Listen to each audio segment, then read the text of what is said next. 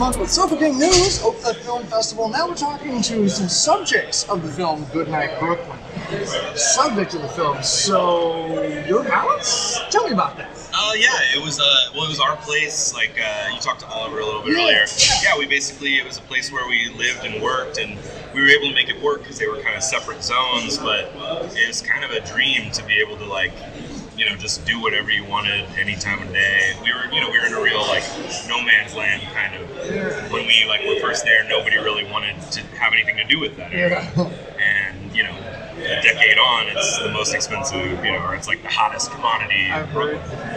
But I guess that's happening everywhere now. I feel like I'm constantly looking for the next place to go, but it seems like every major city is already that's happening. It's happening so quickly. It's just happening everywhere, alarming.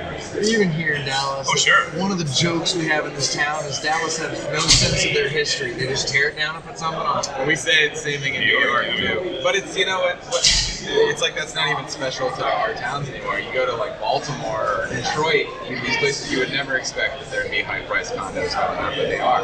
Yeah, it's crazy. Exactly. So you guys basically, it almost sounds like the wild hair. One day you're just like, hey, let's do this. And you and Oliver were roommates, right?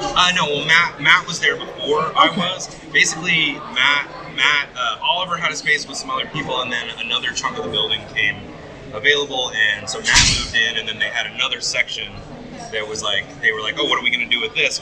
We don't really do anything with it. Initially, it was a photo portrait studio they were using it for, and then it was well, we can't really make our rent. Maybe we should call some bands and have a house party and make rent that way. And then that started happening all the time. Wow. And what part of Brooklyn, because I heard there's different districts of Brooklyn, give us an idea of where in Brooklyn this would be. We were pretty much in the heart of the most disgusting, when you think of New York or hipster or whatever, that's where we were. Not disgusting gross, but more disgusting, I don't know, really expensive boutiques and expensive restaurants opening. But like he was saying, at first it was in a no man's land. We could set off fireworks. And now there's banks and Starbucks 3 or 4 blocks away. But it was independent businesses everywhere. And only in the past 3 or 4 years, Duane Reade opened up across the street from King's Pharmacy, which was a family-owned and operated pharmacy for 50 years or something. Duane Reade opened up right across the street, and within a year, Reade's kind of like the Walmart of New York pharmacies. Okay. But within a year, King's was gone because they couldn't compete. Wow. So let's talk about some of the bands that have come and played. Are there any names that we would recognize? Or? Oh, sure. I mean, all kinds from different eras. More of the newer bands, Future Islands, Dan Deacon, the OCs, Ty Segall, some of those bands. And then we even had older bands, Reckless Eric. I don't know if you know him. He did that. Oh man, really bad acoustics. Really bad acoustics.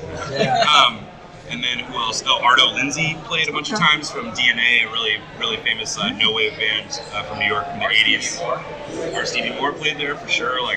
We had a lot of amazing people, and it was always word of mouth. It was oh hey, I played a weird show at this place, and word traveled here and there, and sometimes it was bands that I didn't even know that were hey, we want to do a reunion, and I was just oh man, I love your band. Why do you want to play here? And they were oh, I saw this video of this other band playing there, and it looked really fun. And I was just great. That's awesome. That's what we want. Yeah. Right? Yeah. That's cool. So it also talks about in there the difficulties. I mean, you obviously weren't zoned for that. No. So did you eventually get zoned, or you just kind of did it all? We just kind of did it, and but that's the kind of the thing with our. It was very specific to the building. We were able to keep everything separate. And they were leases were out in piecemeal. So it was technically this is rented as this, technically this is rented as this. But technically we were never supposed to be residents. Living there or throwing shows. Yeah, well, yeah. But it was our space, and we didn't bother anybody, so nobody bothered us. Nobody bothered you. For years, there was nobody that lived within a square block of it. For years and years, there was nobody that even could make a noise complaint. Really. Yeah, all hours of the night we'd be outside, we'd be making music loud. See, and it sounds, I was telling the band there was a story of me and my drummer at one point in time were just messing around with some guy who lived in Pelham, same situation. Deep Ellum, yeah. We lived. And that's supposed to be the music zone, right? And somebody came in and just started flowing on, and it was just, by the end of the night, we were just like, this is awesome. The guy's like, I love you, but I gotta go to sleep, you know? So this sounds very much like that. So I'm glad to hear that. And funny enough, it from, what was it, 2005 to 14. Mm-hmm. So this is like one of the more current renditions of a story that I hear throughout generations. Mm-hmm. Right. So was that, would there be any inspiration for you guys that have done this before? Because you've heard about the houses and the studios and the clubs. What inspired you? I mean, I think just that. It's just like that growing up, getting to see music in those settings and realizing how important it is, and then you see it disappearing in a certain place, and you're just like, you know, and maybe 90% of the people will be like, well, it's gone and I'm older and I don't care. But I'm just like, no. Like, the next generation needs that because we got it.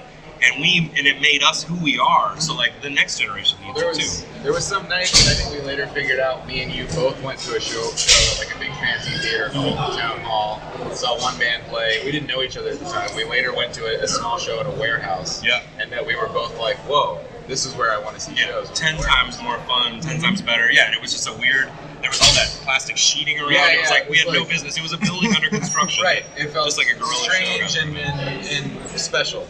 Yeah. And beforehand, we had gone to Town Hall, and Town Hall is supposed to be the place Bob Dylan played Town Hall. Yeah. It's amazing. It's down in Times Square, and I thought it sounded like garbage. Horrible. This band was like just the worst. Yeah. And I'm just like, man, we paid like whatever, like $30-$40 for like the big high price ticket, and then we went and paid $5 to go see like 6 bands in this warehouse, and it was just like, dude, this is it. Like, well, I think all kids should have that understanding. My kids get so frustrated that we can't get tickets to like the latest Disney tour or whatever. And I'm like, yeah, well, that's Ticketmaster. And this, it's exactly what you're talking about. I told the kids, if you really want to go see a good show sometime, I'll find you some pop star that's just starting out. And them being musicians themselves, this is a great story because it proves to them you don't have to basically kiss Hollywood's butt. Right. To still be able to be. Yeah, you absolutely don't. And you definitely shouldn't have to. Yeah. The more people work outside of that framework, the better it gets for everybody. Exactly. So. I totally agree. Thank you so much. I appreciate talking to you guys about this.